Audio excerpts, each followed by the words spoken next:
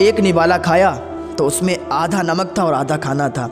बादशाह ने बावर्ची को बुलाया, कहा भाई क्या बात है, 3-4 दिन से नमक तेज़ कर दे रहे हो, कोई बात हो तो बताओ, क्योंकि अल्लाह वाले थे समझ जाते थे। तो बादशाह के बावर्ची ने कहा, हुजूर बात ऐसी है कि मेरी बीवी ने मुझसे कहा है कि बेटी की शादी करना है, कुछ पैसों का अगर इंतज़ाम हो जाए तो बहुत ही मेहरबानी होगी। हज़रत औरंगज़ेब रहमतुल्लाह अलैह ने फरमाया, बस इतनी सी बात, और इसके लिए आप 3-4 दिन से खाने में नमक तेज़ कर रहे हो।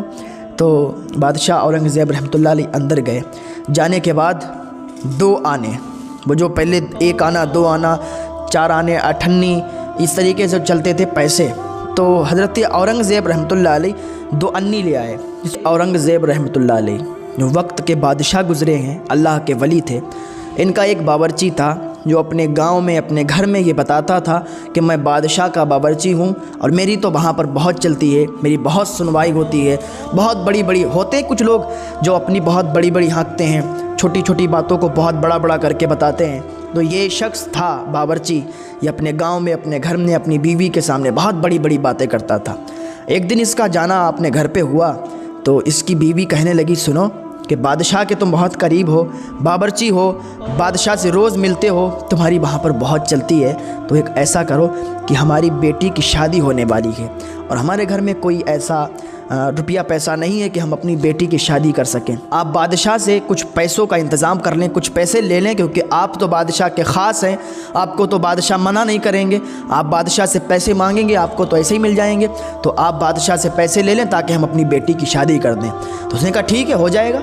अब इस बावर्ची ने घर पे तो बता दिया कि काम हो जाएगा, बादशाह से पैसे मांगेंगे तो बादशाह तो चुटकियों में पैसे दे देंगे, हम तो बादशाह के बहुत ही ख़ास आदमी हैं, हमें तो बादशाह बिल्कुल नहीं मना करेंगे। तो ये घर से निकल आया। अब ये दूसरे देश का था, ये दूसरे देश का रहने वाला था। अब ये जैसे ही हज़रत औरंगज़ेब रहमतुल्लाह अलैह की बारगाह में आया तो इसको हिम्मत नहीं हुई कि पैसे मांगूं, तो इसने क्या काम किया कि एक दिन खाने में नमक तेज़ कर दिया।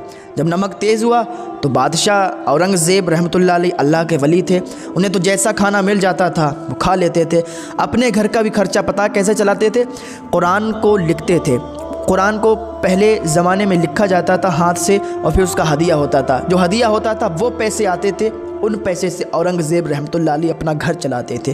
पहले के बादशाह भी ऐसे होते थे जो अल्लाह वाले होते थे। तो औरंगज़ेब रहमतुल्लाह अलैह ने खाना खाया, कुछ नहीं कहा। दूसरे दिन फिर उसने नमक तेज़ कर दिया। फिर औरंगज़ेब रहमतुल्लाह अलैह ने खाना खा लिया, कुछ नहीं कहा। तीसरे दिन फिर उसने और तेज़ कर दिया। फिर औरंगज़ेब रहमतुल्लाह अलैह ने खाना खा लिया, कुछ नहीं कहा।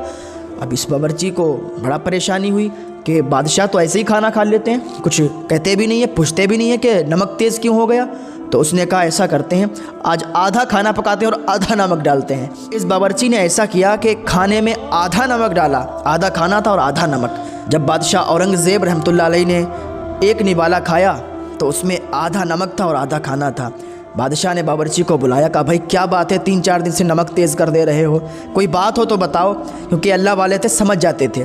तो बादशाह के बावर्ची ने कहा, हुजूर बात ऐसी है कि मेरी बीवी ने मुझसे कहा है कि बेटी की शादी करना है, कुछ पैसों का अगर इंतज़ाम हो जाए तो बहुत ही मेहरबानी होगी। हज़रत औरंगज़ेब रहमतुल्लाह अलैह ने फरमाया, बस इतनी सी बात, और इसके लिए आप 3-4 दिन से खाने में नमक तेज़ कर रहे हो। तो बादशाह औरंगज़ेब रहमतुल्लाह अलैह अंदर गए। जाने के बाद 2 आने, वो जो पहले 1 आना, 2 आना, 4 आने, 8 अन्नी, इस तरीके से चलते थे पैसे। तो हज़रत औरंगज़ेब रहमतुल्लाह अलैह 2 अन्नी ले आए, जिसको 2 अन्नी बोलते थे, 2 आने, और लाने के बाद अपने बावर्ची को दे दिया, कहा ले जाओ और अपनी बेटी की शादी करना। बावर्ची ने 2 अन्नी पकड़ी, कहा हुजूर इसमें क्या होगा। बावर्ची को बहुत गुस्सा आया। अब बादशाह से तो कुछ कह नहीं सकता था, लेकिन गुस्से को पी गया। सोचने लगा कि यार बादशाह हैं, बादशाह से मैंने अपने बेटी के शादी के लिए पैसे मांगे, इन्होंने 2 आने दे दिए। 2 आने में क्या होता, फल भी सही से नहीं मिलते हैं, 2 आने दे के बेटी की शादी हो जाएगी। इसको गुस्सा तो बहुत आया, लेकिन गुस्सा पी गया और 2 अन्नी जेब में रखी और बाहर निकल के बादशाह को कहने लगा कि कैसे बादशाह हैं और इन्होंने 2 आने दिए लड़की की शादी के लिए। इस बात से भी वो डर रहा था कि मैं घर पे जाऊँगा तो बीवी को क्या कहूँगा कि 2 आने लेके आए हैं बेटी की शादी के लिए, और जहन इस बात को कबूल भी नहीं कर सकता कि 2 आने में बेटी की शादी कैसे हो जाएगी। लेकिन अल्लाह वाले वही होते हैं, वो तो 2 आने दिख रहे थे, लेकिन उनकी नज़र में वो क्या थे वो तो वही जाने। अल्लाह वालों की बातें हैं, उनको समझना इंसान की अक्ल से बाहर है। वो तो मिट्टी भी उठा के दे दें वो भी सोना बन जाती है। लेकिन बादशाह का वज़ीर बड़ा परेशान था कि 2 अन्नी दी है, 2 अन्नी में क्या होगा। दूसरे दिन ही बावर्ची का दोस्त आ गया जो घर पर जा रहा था, तो उसने बावर्ची से कहा क्या भाई घर पे चलोगे। तो उस बावर्ची ने कहा घर पे क्या करेंगे जाके। बादशाह ने 2 आने दिए हैं और कहा जाओ बेटी की शादी कर लो। बड़ा ही उसने अकड़ के कहा कि मैं घर पे जाके क्या करूँगा। बादशाह ने 2 आने दिए, 2 आने में शादी होती कहीं। तो उसने कहा अच्छा तो मैं तो जा रहा हूँ घर पे। तो उस बावर्ची ने कहा सुनो ये 2 आने हैं, इनके फल ले जाना घर पे और बच्चों को दे देना जाके, और बीवी से कहना कि वो थोड़े दिन के बाद आएंगे पैसों का इंतज़ाम करके। उसने कहा ठीक है। बावर्ची का दोस्त निकल गया, उसने कुछ फल लिए और लेने के बाद वो चला गया अपने शहर, क्योंकि वो दूसरे देश रहता था। अब उधर क्या था, उधर का जो बादशाह था उसका लड़का बड़ा बीमार था और उसको वहाँ कोई दवा ही नहीं लगी। तो एक ऐसा फल कोई होता है कि उस देश में वो फल नहीं होता था, और इस बावर्ची के दोस्त ने इधर से वही फल ख़रीदा था। अब जैसे ही वो वहाँ पर अपने देश पहुँचा तो वहाँ पर बादशाह ने सिपाही लगा रखे थे कि जो भी इस देश में दाखिल हो और उसके पास अगर वो फल मिल जाए तो वो मेरे बेटे की दवा के तौर पर काम आएगा और मेरे बेटे की जान बच जाएगी। वो चाहे तो जितना पैसा मांग ले, जितना पैसा ले ले, उसको पैसा दे देना और उसके पास से वो फल ले लेना। अब इस बावर्ची का दोस्त जब फल लेके उधर से गुजरा तो बादशाह के सिपाही लगे हुए थे। सिपाहियों ने देखा, इसकी तलाशी ली, वही फल इसके पास मिल गए। तो सिपाही बादशाह के पास लाए तो बादशाह ने उन फलों के बदले में बहुत ज़्यादा मालो दौलत दे दिया और कहा ले जाओ। अब ये शख्स जो बावर्ची का दोस्त था, अच्छा पहले दोस्त भी ऐसे होते थे, पहले के लोग भी इतने बावफा होते थे कि जिसका माल है और जिसका पैसा है उसी को देते थे। बीच में ऐसा नहीं है कि आजकल लोग एक दूसरे का पैसा खा जाते हैं, और जो किसी का पैसा किसी का माल खाएगा वो यकीनन अल्लाह के यहाँ मुँह दिखाएगा और पकड़ा जाएगा, और जब चोर पकड़े जाएंगे फिर अल्लाह ताला उनसे ज़रूर हिसाब लेगा, उनसे ज़रूर बदला लेगा।